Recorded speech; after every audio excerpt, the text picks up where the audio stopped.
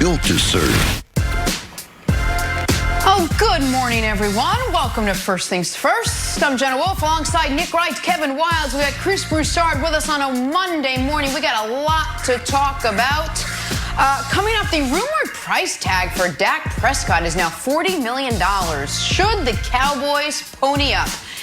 If healthy, should Tua be starting week 1 for the Miami Dolphins and Cam Newton getting in reps with OBJ? But what does it mean? But we're going to start this morning in the NBA with the now possible restart of the season. I say possible because on a Friday night conference call that included nearly 100 players, Brooklyn Nets All-Star Kyrie Irving, who's currently out for the season after shoulder surgery, reportedly made a plea for players to sit out the season's remaining schedule in Orlando in a united stand for social justice. Other issues like health concerns and league economics were also at the forefront of the conversation. Mark Stein tweeted out a quote from NBA spokesman Mike Brass. "We understand the players' concerns and are working with the Players Association on finding the right balance to address them."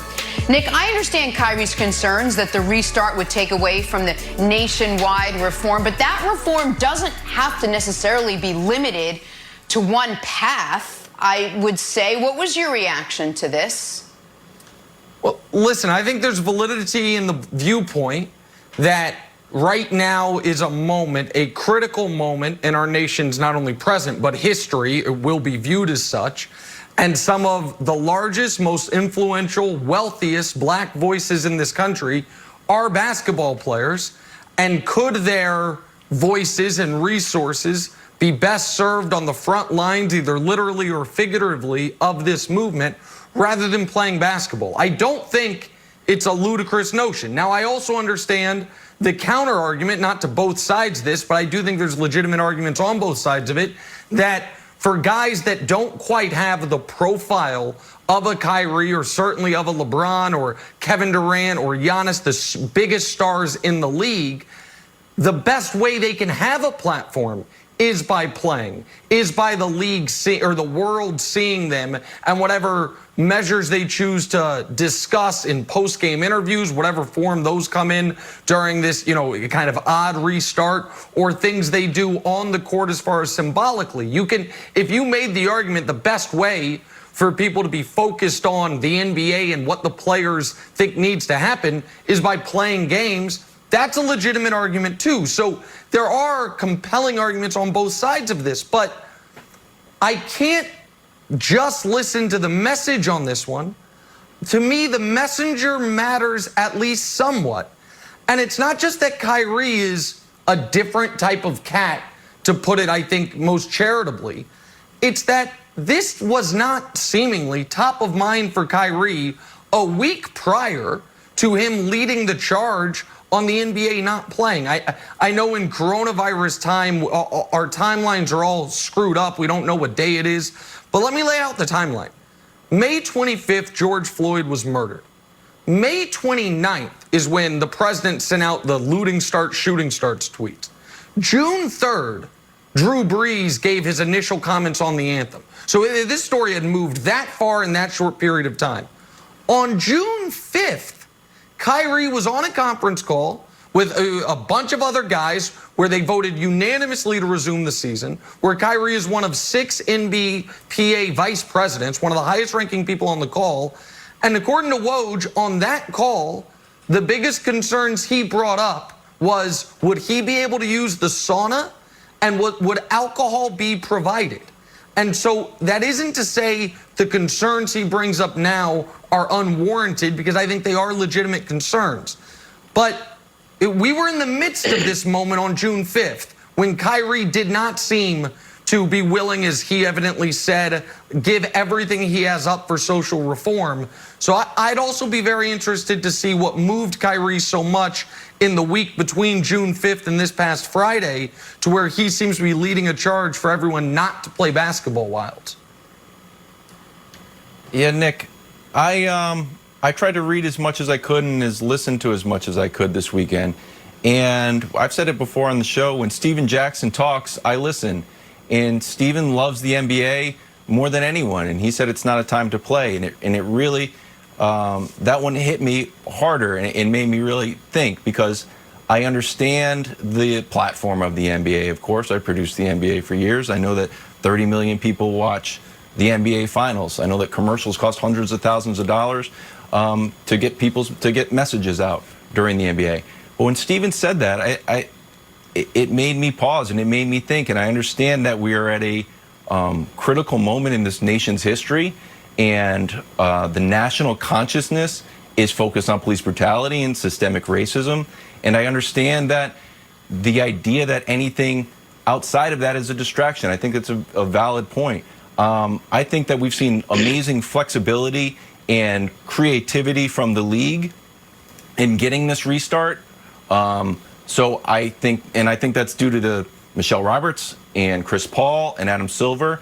And I'd like them to use the same amount of creativity and flexibility to blend. Hopefully, we saw Mike Bass's statement, Steven Jackson's concerns with the huge platform. And I'm interested to see what happens. And when as we move forward, I think Steven Jackson's voice has to be heard in this.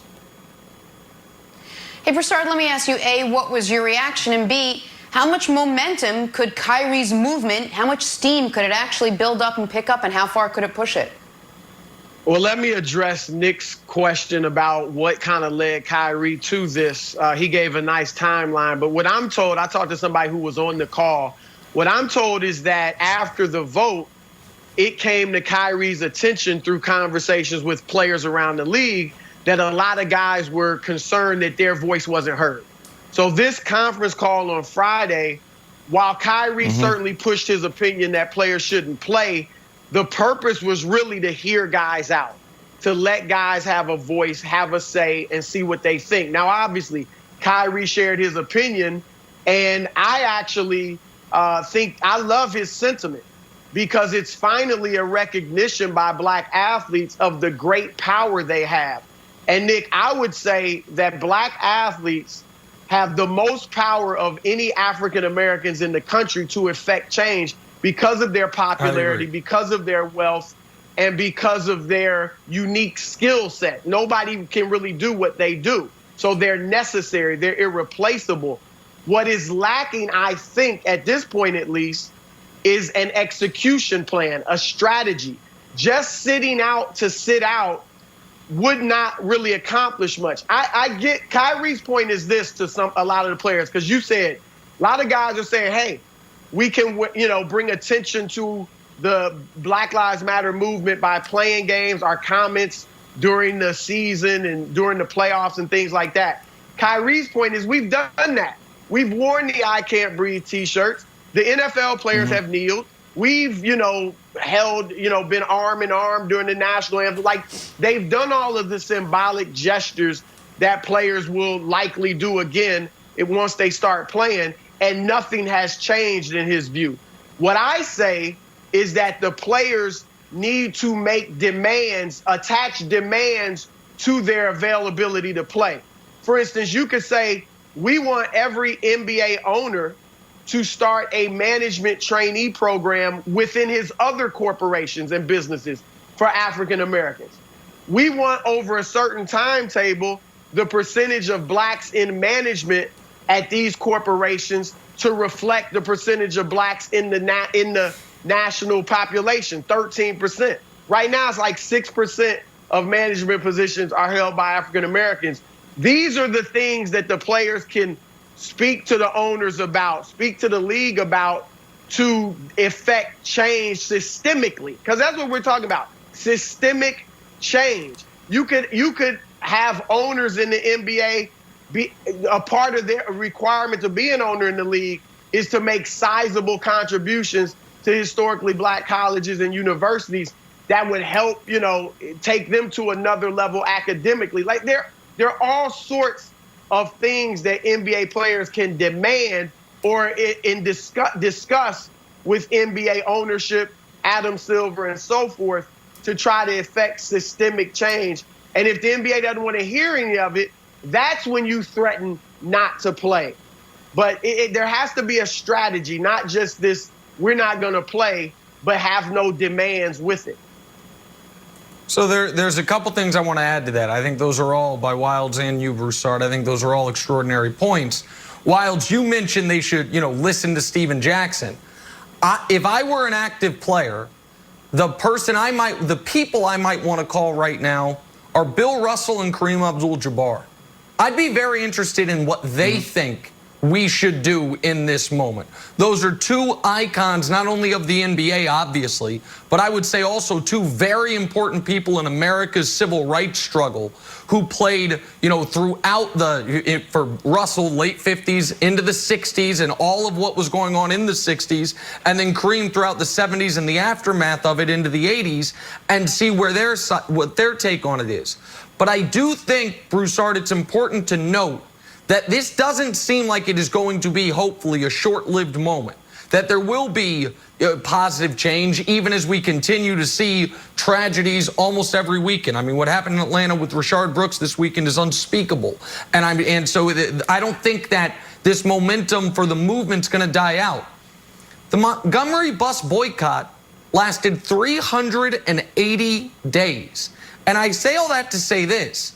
If the NBA players, and it's their prerogative, don't want to play in August and September, what facts on the ground will have changed by December where you then are comfortable playing? And, Broussard, when you say the value and the power the black athlete has, I agree. But if you got the